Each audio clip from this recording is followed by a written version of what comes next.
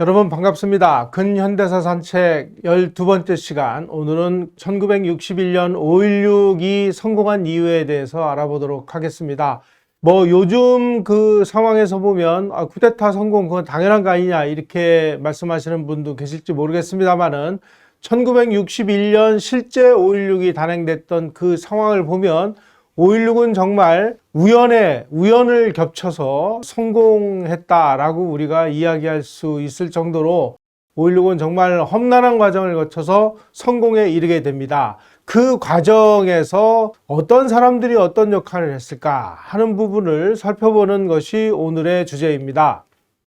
사실 우리가 5.16 그러면은 일어날 게 일어났구나 이렇게 얘기들 하시는 분도 많은데 1950년대 후반 특히 1960년 이 무렵 들어서는 전 세계에서 아주 군사 쿠데타가 열병처럼 일어났습니다. 특히 1958년이 아마 군부의 정치 개입이 기록적으로 일어났던 해가 아닌가 하는 생각이 듭니다. 태국에서 쿠데타, 파키스탄에서 쿠데타, 이라크, 수단에서 쿠데타 일어나가지고 정권이 교체가 됩니다.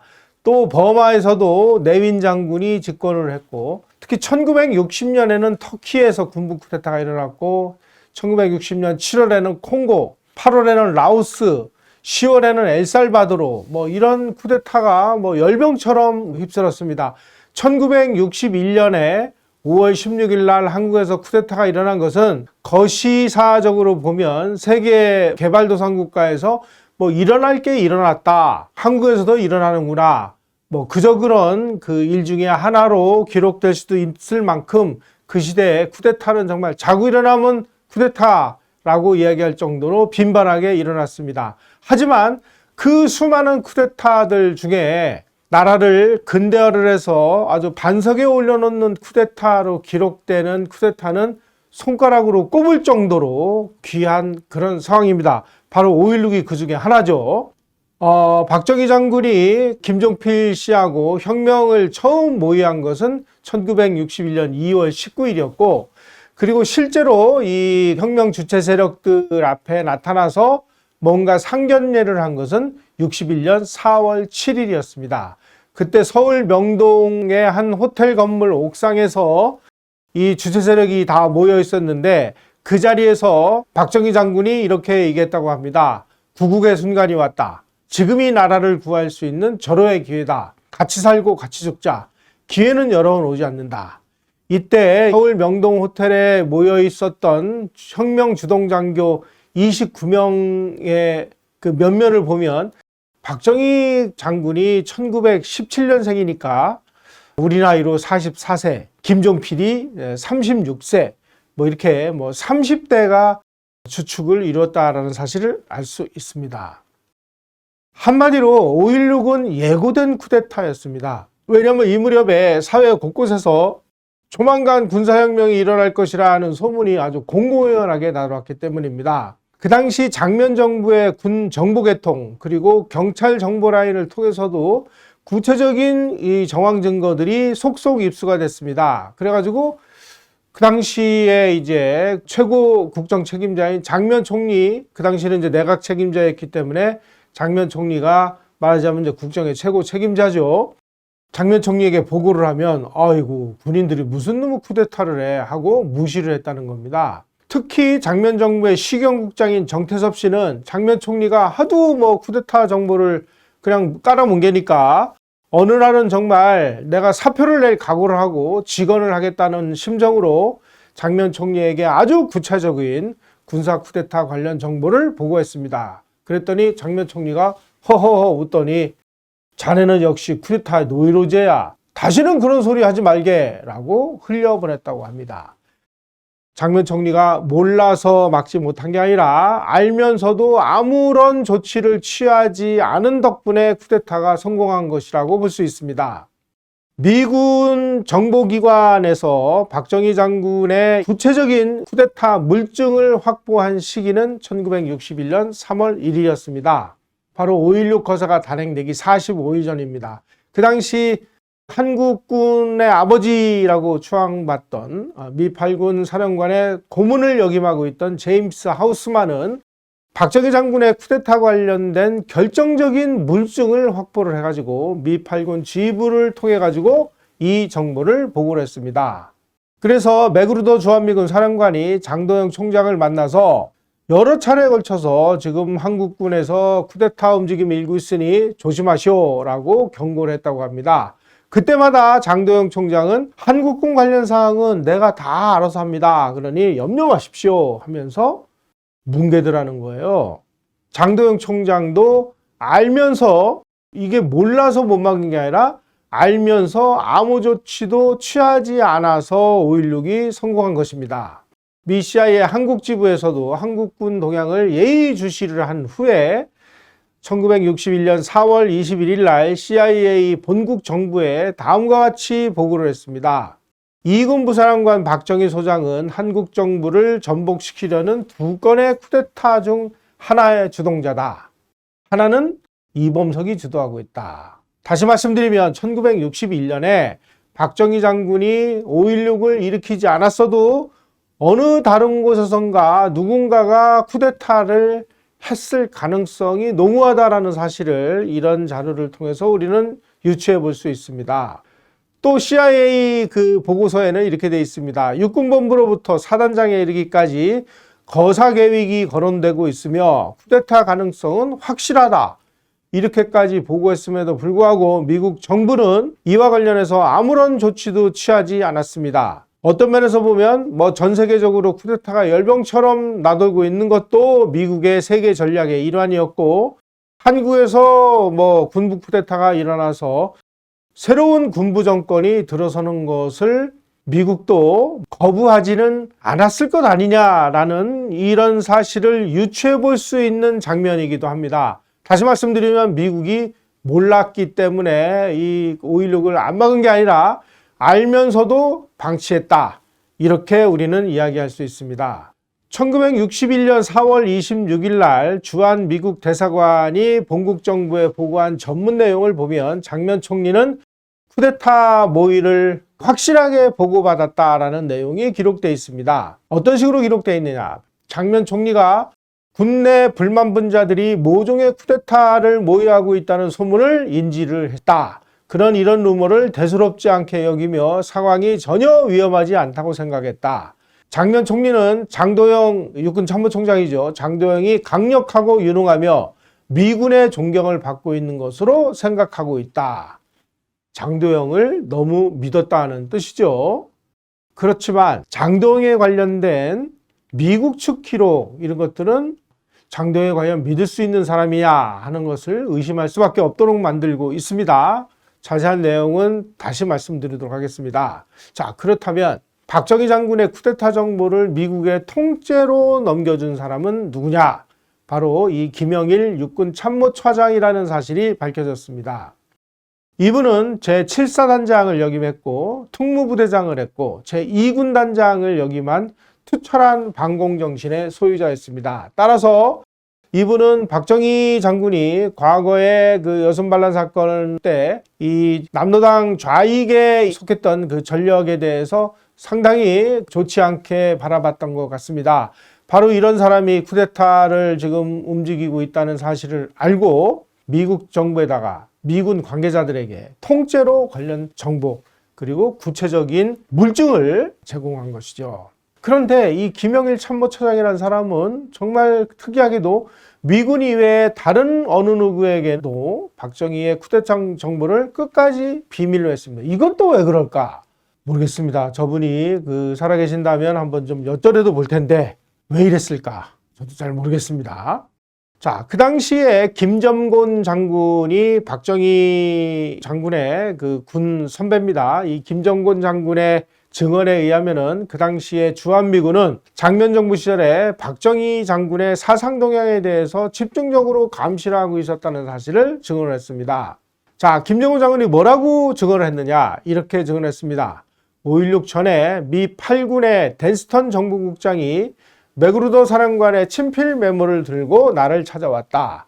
그는 20여 명의 한국군 장교 명단을 보여주면서 그들의 자익 관련 여부를 질문했다. 그 명단 속에 박정희 장군도 들어있었다. 이렇게 이야기를 하고 있습니다. 그래서 김정근 장군이 박정희는 내가 잘하는데 그 사람은 남로당하고는 손을 다 씻었다. 그러니 박정희 장군에 대해서는 염려 안 해도 될 것 같다. 이런 이야기를 해줬다는 것이죠.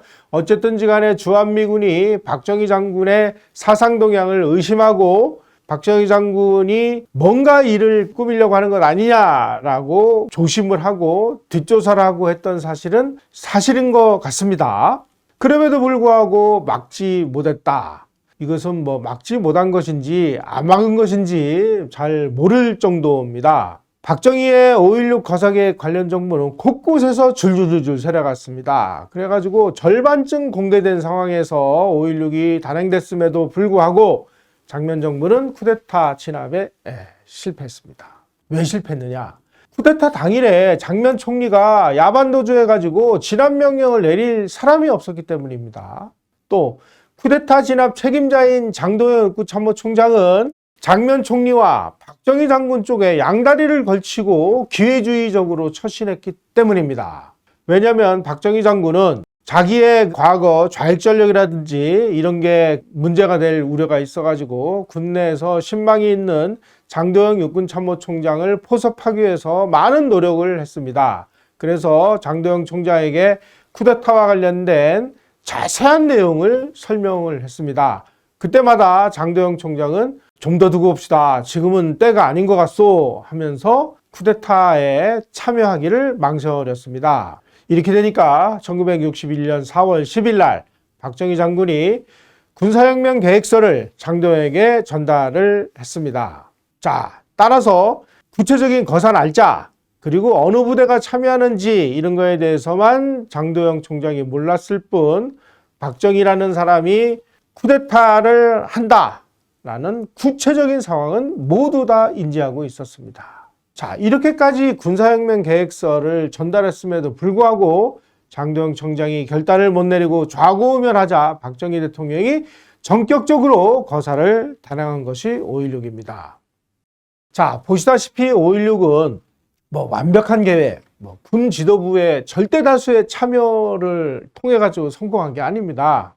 간신히 장도영 총장의 지휘권 밖에 있던 김포 해병여단의 그 1000명의 병력 그리고 나머지 2,500명 병력이 합쳐가지고 약 3,500명에 의한 아주 엉성한 쿠데타입니다. 그리고 서울 일원을 점령해서 육군본부를 점령하고 방송국을 점령하고 경무대를 점령하고 국회를 점령하고 이런 정도였을 뿐이지 뭔가 65만 대군 중에 3,500명이 참여한 참으로 엉성하기 짝이 없는 이런 쿠데타 하나마저 막지 못하고 제2공화국은 자멸하고 말았습니다. 자, 지금 그 박정희 장군이 병력을 동원한 것은 바로 맥그루더 주한미군 사령관의 작전 통제권 하에 있었던 부대였습니다. 그래서 자기의 어떤 지휘관으로서의 권위가 무시당한 맥그루더 당시 주한미군 사령관은 자기 허가 없이 작전 지역을 이탈한 쿠데타군은 원대 복귀하라 하는 성명을 방송을 하게 됩니다. 5월 16일 오전 10시 18분에 맥그루더 사령관은 AFKM 방송을 통해서 나의 지휘계통에 있는 모든 군대는 장면 총리가 이끄는 합헌적인 한국 정부를 지지한다라는 성명을 발표했습니다.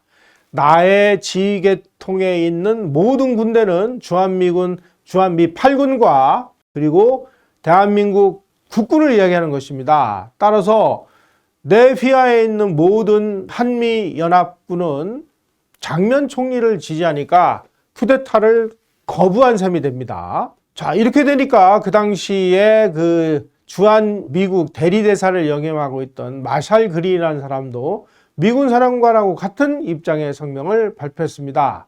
이렇게 발표를 했습니다. 본인은 미국이 한국 국민에 의한 합헌 절차에 따라 선출되고 수립된 한국 정부인 장면 정부를 지지한다는 사실을 단호하게 분명히 밝힌다. 따라서 주한미국 대사 그리고 주한미군 사령관 이런 사람들은 쿠데타를 반대하니까 이제 무력을 동원해서 진압을 할 수도 있는 이런 상황이 된 것이죠. 문제는 이 주한미국 대사하고 맥그루더 주한미군 사령관이 발표한 이 쿠데타를 반대한다라고 하는 성명서는 미 국무부의 훈령도 받지 않고 승인도 받지 않은 자기네들 개인적인 의견이었습니다. 자, 그런데 케네디 행정부 입장에서 볼 때는 아니 본국 정부에서 뭐라고 지시를 안 했는데 지시 안 한 내용을 가지고 현지에 있는 대사하고 사령관이 우리 쿠데타 반대야 라고 이렇게 얘기하니까 케네디 행정부 입장에서는 야, 이거 너희들 너무 앞서 나간 행위야. 앞으로 말이야 이 본국 정부하고 상의 없이 이런 그 성명 발표하지 마 하고 이제 두 사람이 경고를 먹게 됩니다. 자, 이렇게 주한미국 대사 그리고 주한미군 사령관이 5.16을 반대하고 장면 정부를 지지하고 나서면서 아주 극도의 대혼란이 벌어졌습니다. 군사혁명이 실패할 수도 있는 일촉즉발의 위기 상황이 닥친 것이죠. 자, 이런 상황에서 사태를 아주 극적으로 반전시켜서 혁명이 성공으로 아주 반전시킨 결정적인 계기는 바로 5월 18일 날 육군사관학교 생도들의 혁명지지 시가행진 덕분이었다라는 사실을 여러분들은 알고 계십니까? 바로 그러한 육군사관 생도들의 혁명지지 시가행진을 이끌어낸 사람이 바로 그 당시 육군대위였던 전두환 대위였다는 사실을 여러분들은 알고 계십니까? 다시 말씀드리면 5.16은 박정희 장군이 일으켰을지는 몰라도 이것을 성공으로 몰아간 결정적인 모멘텀을 만들어낸 것은 전두환 대위였다라는 사실입니다. 전두환 대위는 5.16이 발발할 무렵에는 서울대 물리과대학 ROTC 교관요원으로 근무하고 있었습니다. 이 무렵에 육사 11기생인 이동남 대위로부터 이동남 대위는 그 당시 육사동창의 서울 지부장이었습니다. 조만간 군사혁명이 추진될 것이라는 소식을 들었습니다. 이동남 대위는 누구한테서 들었느냐? 바로 박종규 소령한테서 관련된 내용을 들었다고 합니다. 그런데 전두환 대위는 이 박정희 장군하고는 약간의 뭔가 그 인연이 있었습니다. 전두환 대위의 장인인 이기동 장군이 혁명지휘관인 박정희 소장하고 육사 2기 동기생이었습니다. 그래가지고 장인으로부터 박정희 장군 아주 청렴결백하고 부하로부터 아주 큰 존경을 받는 훌륭한 지휘관이다 라는 얘기를 여러 차례 들은 바가 있습니다. 자, 이처럼 주한미군 사령관, 주한미국 대사가 군사 쿠데타를 반대하고 상황이 막 묘하게 돌아가니까 장도영 총장은 5월 16일부터 5월 17일 양일간 내가 쿠데타를 지지하는지 내가 쿠데타를 진압을 할 건지 확고한 입장을 밝히지 않고 이틀 내내 기회주의로 일관했습니다. 이렇게 되니까 야전군의 일부 부대가 박정희의 혁명을 지지하지 않고 박정희의 이 쿠데타를 군대를 동원해가지고 병력을 동원해가지고 진압할 수도 있다라는 이런 불길한 소문이 돌면서 이러다가 이제 국군 간의 유혈 충돌이 벌어지는 것 아니냐 하는 우려가 제기되기 시작했고 이렇게 되니까 각 부대 사령관들이 사태의 추이를 관망하면서 누가 이길 건지 이럴 때 이제 잘못 줄을 서면 이제 패가망신하는 거죠. 따라서 상당히 많은 지휘관들이 사태의 추이를 관망하면서 눈치를 보다 보니까 이 혁명군은 아주 진퇴양난의 상황에 빠지게 됐습니다. 이 와중에 이알림 일군사령관은 박정희 장군하고 신경공관학교도 동기고 일본 육사도 동기고 군에 먼저 입대를 하는 바람에 한국군이 만들어졌을 때는 이알림 장군이 더 상관이었습니다. 그런데 이알림 장군이 박정희의 쿠데타를 반대하고 나섰습니다. 그래서 5월 17일 날은 원주에 있는 이알림 사령관이 야전군을 동원해가지고 서울을 요지를 장악하고 있는 이 쿠데타군을 반격을 해서 아주 무찔러버린다고 하는 반격설이 파닥에 나돌았습니다. 그 당시 일군은 5개 군단을 보유하고 있고 또 5개 군단 휘하에 20개 전투사단을 보유한 막강한 전력을 자랑하고 있었습니다. 그에 반해서 박정희 장군이 이끌고 나온 혁명군 병력은 기껏 해봐야 3,500명.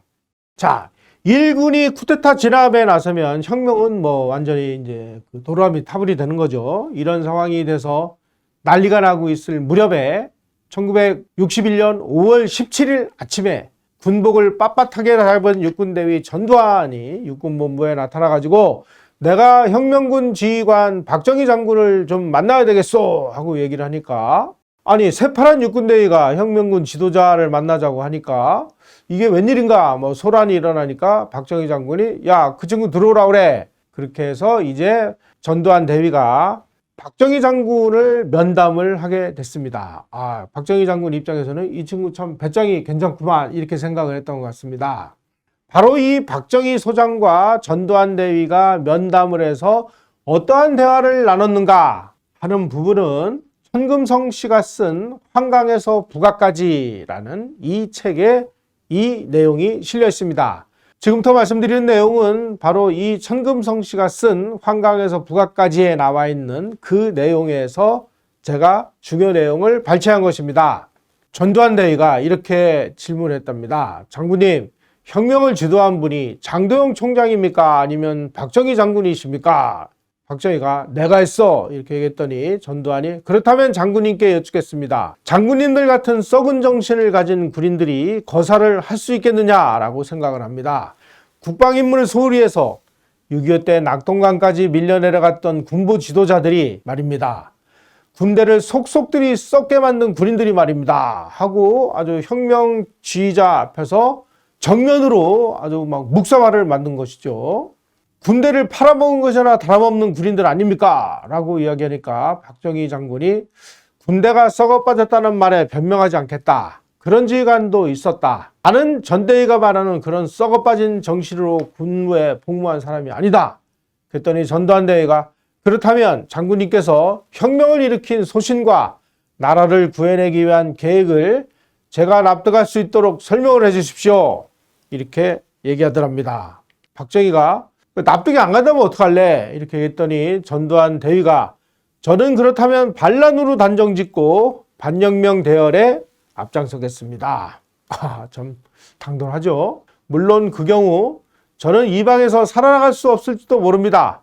그렇게 되더라도 저는 의의를 저버릴 수는 없습니다. 이렇게 얘기하니까 박정희 장군이 전두환 대위 나는 정말 마음 든든하다. 우리 국군 장교 가운데 전대위 같은 장교가 있는 것을 보니 정말 마음 든든하다. 이렇게 얘기를 했다고 합니다. 전두환 대위가 아니 그렇다면 앞으로의 계획은 어떻게 진행될 예정이십니까? 혁명 공약만 가지고 저는 만족할 수 없습니다. 이렇게 얘기했더니 박정희 장군이 이런 얘기를 했습니다. 우리나라의 방종적인 후진민주주의를 참다운 민주주의로 끌어올릴 생각이다. 서구를 모방하는 그러한 민주주의는 혼란만 빚어내므로 우리 체질에 맞는 민족적 민주주의를 지향할 생각이다. 우리 국민이 잘 살 수 있는 참다운 민주주의 말이다. 이런 말을 했더니 전두환 대위가 이 말에 아주 큰 감명을 받아가지고 혁명을 지지하기로 결의를 했다라고 환강에서 북악까지라는 책에서 천금성 씨가 밝혀놨습니다. 사실은 박정희 장군이 육사 생도들을 앞세워서 혁명을 지지하도록 하기 위해서 오치성 대령과 박창암 대령 그리고 차지철 대위 세 사람을 육사에 파견을 했었습니다. 그런데 혁명 지지를 위한 육사 생돌의 이 시가행진을 요구를 했는데 그 당시에 강영훈 육사 교장은 육사 생도들이 이러한 일에 적극 나서는 것은 옳지 않다라고 강력히 반대를 하는 바람에 실패를 하고 있던 상황이었습니다. 그 얘기를 들은 전두환 대위가 박정희 장군에게 장군이 그렇다면 육사 생도를 혁명에 적극 참여시키는 이 일을 저에게 맡겨주십시오. 제가 육사에 가서 설득을 해서 우리 사관 생도들을 혁명에 지지하는 시가행진을 하도록 제가 한번 노력해 보겠습니다. 이렇게 얘기하니까 박정희 장군이 좋다. 나는 전대위를 믿겠다. 하고 두 사람은 굳은 악수를 나눴다고 합니다. 박정희 장군은 그 자리에서 전두환 대위에게 혁명군 완장을 채워주고 지프차 한 대를 내줘서 이 차를 타고 전두환 대위가 태릉 육사로 달려갔습니다. 제일 먼저 전두환 대위가 생도대장인 김익권 준장을 설득했습니다. 지금 저 오른쪽에 나와 있는 저 사진이 김익권 생도대장입니다. 그런데 김익권 장군은 지금 나 혼자만을 나를 설득해서 될 일이 아니고 강영훈 교장을 비롯해서 이 육사의 책임을 맡고 있는 각 참모들을 설득을 해야 된다. 무엇보다 생도들이 뜻이 중요하다. 그러니 생도들을 움직여봐라 하고 발언을 했습니다. 어떤 면에서 보면 김익권 장군도 뭔가 면피를 하기 위해서 생도들을 설득해라 이렇게 얘기한 건 아닌가 하는 생각이 듭니다. 자, 이제 모미단 전두환 대회가 참모장 강순민 준장 그리고 교수부장 최영두 대령을 찾아가서 설득을 했습니다마는 아니 지금 뭐 일군 사령관이 뭐 쿠데타를 진압을 하려고 하지를 않나, 주한미군 사령관과 주한미국 대사가 장면 총리를 지지하고 쿠데타를 거부한다라는 성명을 발표하지 않나, 이런 상황이 되니까 어느 누구도 선뜻 나서지 않고 기회주의적으로 뭔가 꼬무니를 뺀 것이죠. 자, 이렇게 되니까 전두환 대위가 마지막으로 생도들을 설득할 수밖에 없다. 생도들과 이 육사를 졸업한 우리 동기들을 설득을 해보자 하고 나섰습니다. 그래가지고 제일 먼저 자기 육사 11기 동기생인 김성진, 강재륜, 특히 강재륜 같은 분은 11기 육사 동창회장을 역임하고 있었는데 이 두 사람을 설득을 했습니다. 그랬더니 좋다. 나는 혁명을 지지하겠다. 이렇게 나섰습니다. 이때 전두환 대위가 이 생도들과 졸업생들을 설득한 논리는 이렇습니다. 이 혁명은 박정희 장군이 주도했다. 그는 강직하고 청렴결백한 군인이다. 우리는 그를 믿어도 좋다. 이 나라의 운명을 짊어진 우리가 이런 국가적인 위기에 잠을 자고 있어서 되겠는가? 우리 일어나서 혁명을 지지하자. 이랬더니 육사생도 대표들과 그리고 육사생도 지금 재학생들까지 모두 전두환대회의 설득에 감복을 해가지고 그럼 우리 혁명을 지지하겠다라고 흔쾌히 동참을 하게 됐습니다. 그래서 5월 18일 날 아침에 육사생도 800여 명이 교수와 훈육관들의 지휘하에 동대문에 집결했습니다. 아주 화려한 예복을 입은 육사생도대가 동대문에서 시청 앞 광장을 향해 행진을 시작한 것이 5월 18일 오전이었습니다. 특히 1학년생인 21기 생도들은 전날 밤에 만약의 사태에 대비해가지고 4학년 분대장 생도들로부터 M1 소총의 실탄 장전법 그리고 조준사격법을 교육을 받아가지고 만에 하나 혁명군을 진압하기 위해서 군대가 출동하면 혁명군 편에 서가지고 전투를 벌이겠다라고 하는 굳은 결의를 다졌다고 합니다.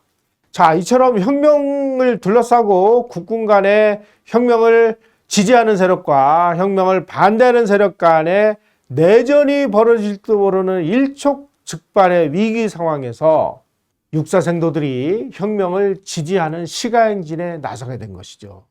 동대문을 출발한 이 육사 행렬이 종로를 거쳐가지고 광화문을 거쳐가지고 시청 앞과 남대문과 신세계백화점을 돌아서 다시 시청 앞 광장에 집결했습니다. 바로 지금 이 사진이 육사생도들이 시가행진을 하는 장면입니다. 이 육사생들의 제일 선두에는 중앙방송국의 가두방송단이 위치하고 그 가두방송을 통해서 훈육관 고유민 대위가 혁명 결의문을 방송을 했습니다. 그리고 영어 교관인 이재호 대위가 영문으로 번역한 결의문, 그리고 박정희 장군이 발표를 한 혁명 공약, 그리고 정재문 연대장 생도가 사관 생도의 신조와 도덕률을 가두방송을 하면서 시가행진을 했습니다. 자, 아주 화려한 예복을 입은 육군사관 생도들이 시가행진을 하면서 혁명을 지지하는 구호를 소리 높여 외치자 연도에 있었던 시민들이 여러와 같은 박수갈채를 보내가지고 군사혁명을 지지하면서부터 분위기가 완전히 혁명 지지 쪽으로 기울기 시작을 했습니다. 시청 앞 광장에 모인 생도 대표는 이렇게 낭독을 했습니다. 조국아, 민족아 상기하라. 부패와 무능에 가면이 항거하여 일어난 국민의 군대는 새로운 조국 건설의 역군이 될 것이다 라고 외쳤습니다.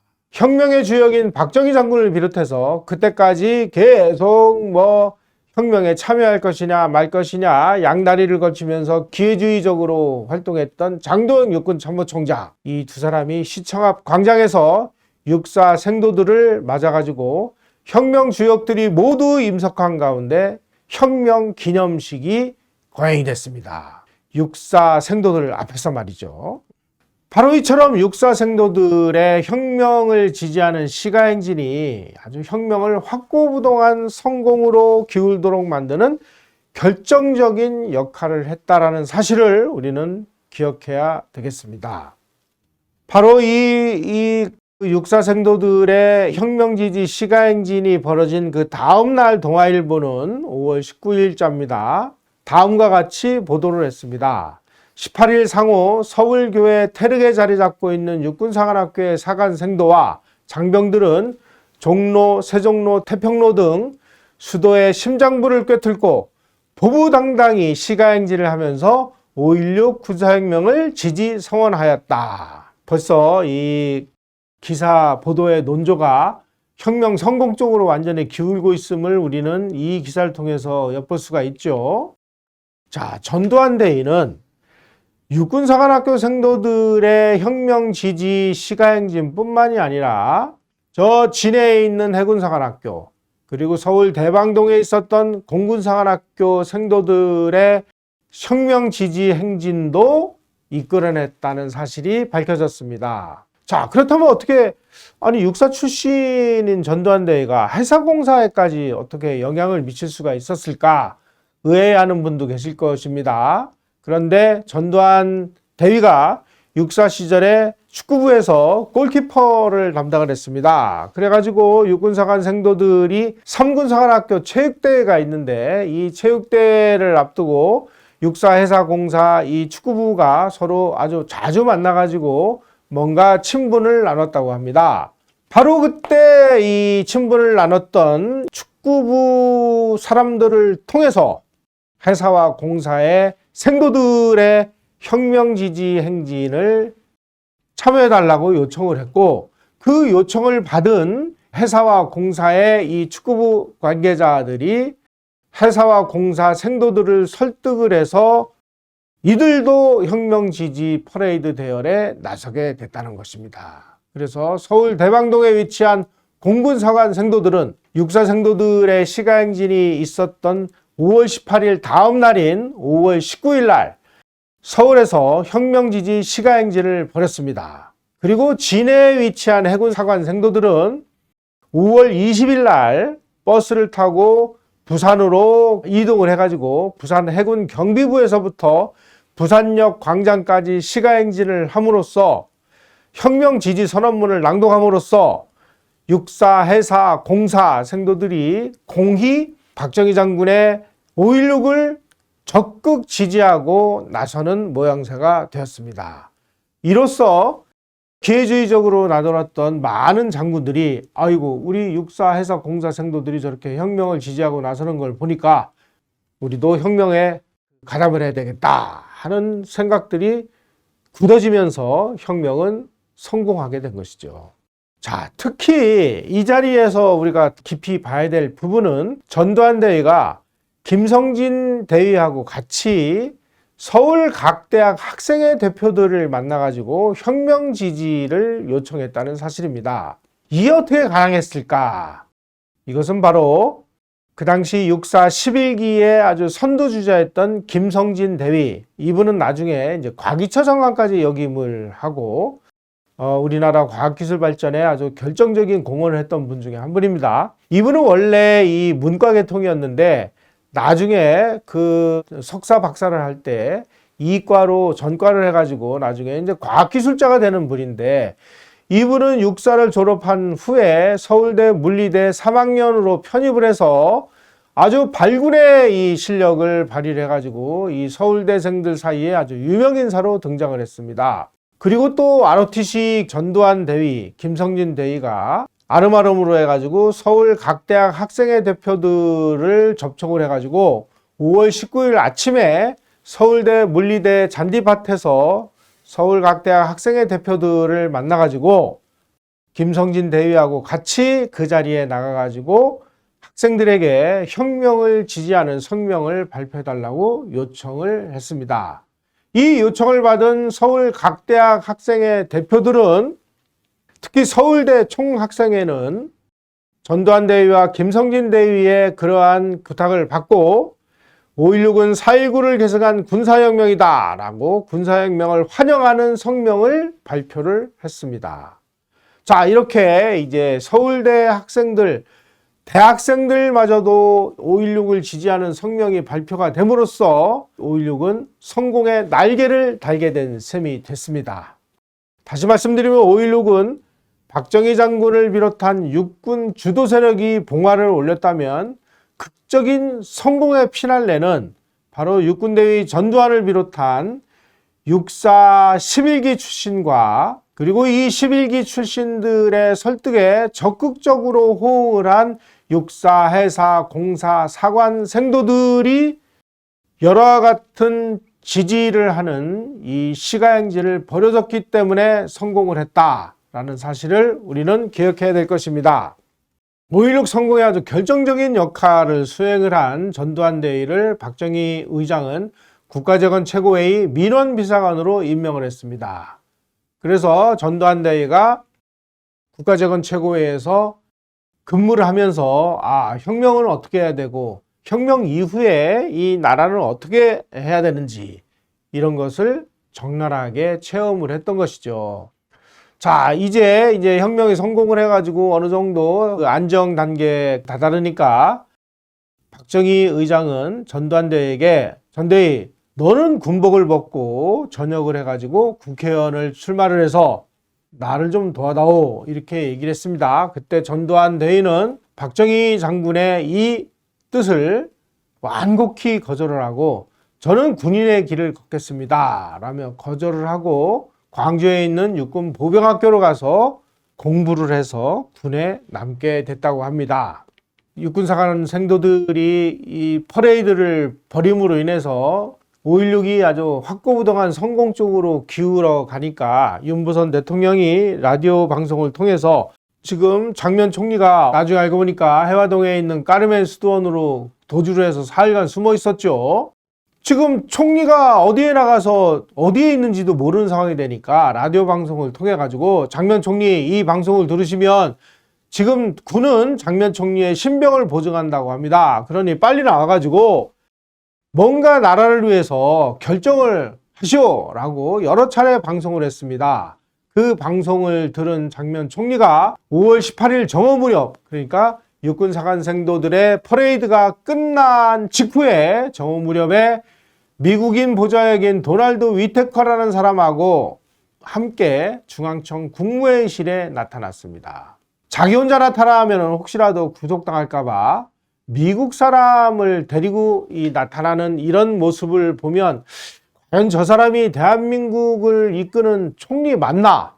라는 걷잡을 수 없는 회의감이 느껴집니다. 장면만 안 도망갔으면 5.16도 성공할 수가 없었을 텐데 저 사람은 어쩌자고 도망을 가가지고 나라의 아니야 어떻게 되든 말든 나부터 살고 보자 뭐 이런 건가요?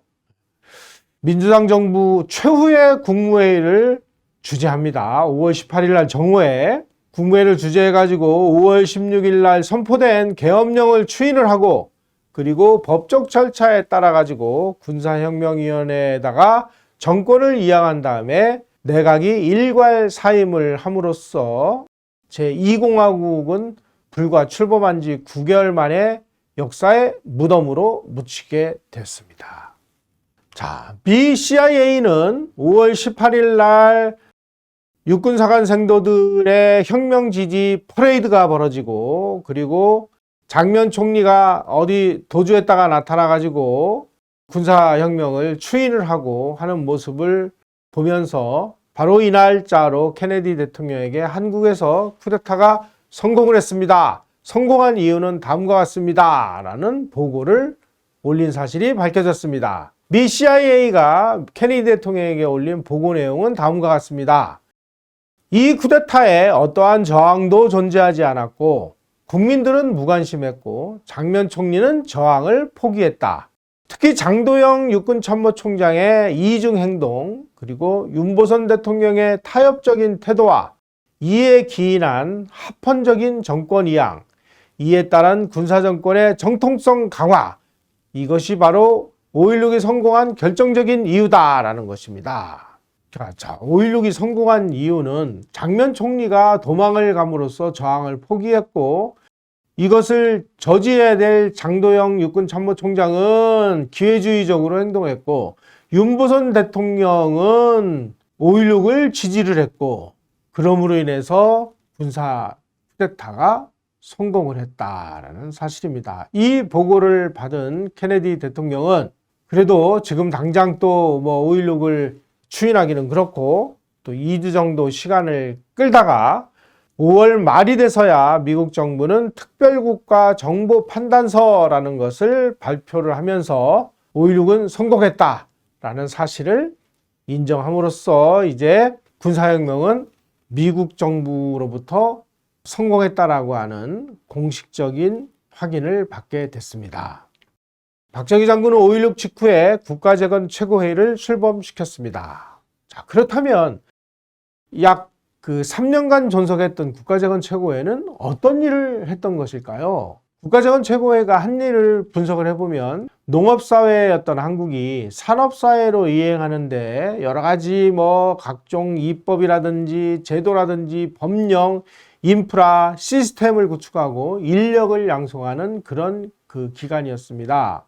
바로 이 국가재건 최고회의에 전두환 대회 같은 군부 인사들이 다수가 참여를 해가지고 혁명 이후에 이 국가를 어떻게 끌고 나가야 되느냐, 지금 농업사회 한국을 산업사회로 이끌기 위해서 뭘 해야 되느냐 하는 것을 아마 강렬하게 각인했던 것 같습니다. 1980년에 광주 사태가 일어난 이후에 전두환 장군은 국가보위 비상대책위원회 그리고 국가보위 입법회의라는 것을 출범을 시킵니다.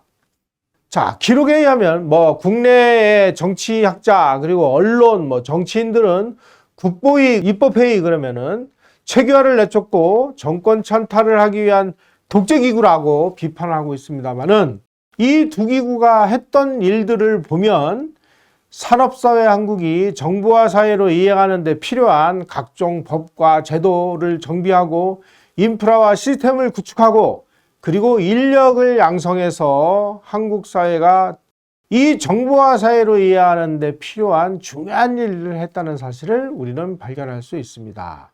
다시 말씀드리면 한국은 5.16 이후에 국가재건 최고회의 그리고 1980년 국보위와 입법회의 등을 통해서 농업사회에서 산업사회로 그리고 산업화 사회에서 정보화 사회로 혁명적인 변환을 하는데 성공했습니다. 바로 그러한 혁명적인 변환에 필요한 각종 관련 법과 제도 이런 것들을 정비하고 시스템을 만들고 인력을 길러내는 그 일을 바로 국가재건 최고회의와 국보위가 했다는 사실을 우리는 기억해야 될 것 같습니다. 이러한 어떤 혁명적인 조치가 없었다면 대한민국이 오늘과 같은 이러한 경제 번영이 가능했을까요? 과연 저 문민정부라고 하는 사람들이 공장을 맹장을 하는 사람들이 과연 이런 혁명적인 변화를 이뤄낼 수 있었을까요? 우리가 정말 우리의 현대사를 겸허한 마음으로 역사적 사실을 추적해야 될 때가 온 것 같습니다. 고맙습니다.